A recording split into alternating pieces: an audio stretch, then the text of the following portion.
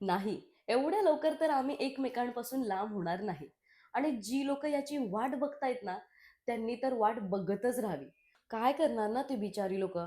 त्यांना किती टेन्शन येत असेल ना, त्यांच्या ब्लॅक मॅजिकचा म्हणजेच करणीचा आमच्या दोघांवरही काहीही असर झालेला नाहीये आणि कधीच असर होणारही नाही.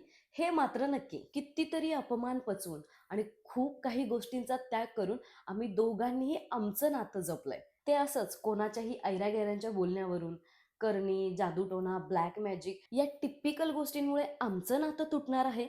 सिरियसली असं तुम्हाला वाटतंय?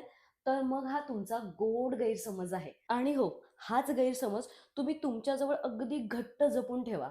कारण एक दिवस हाच गैरसमज आणि तुमचा भ्रम लवकरात लवकर तुटेल. एक ना एक दिवस आमच्यामध्ये असलेलं हे प्रेम संपेल आणि लवकरात लवकर आमचं लग्न मोडेल.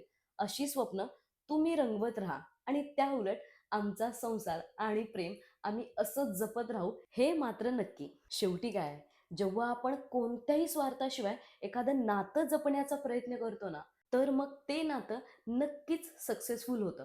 कारण त्या नात्यामध्ये कोणताच वाईट हेतू नसतो. याबद्दल तुम्हाला काय वाटतंय? तुमचे काय विचार आहेत?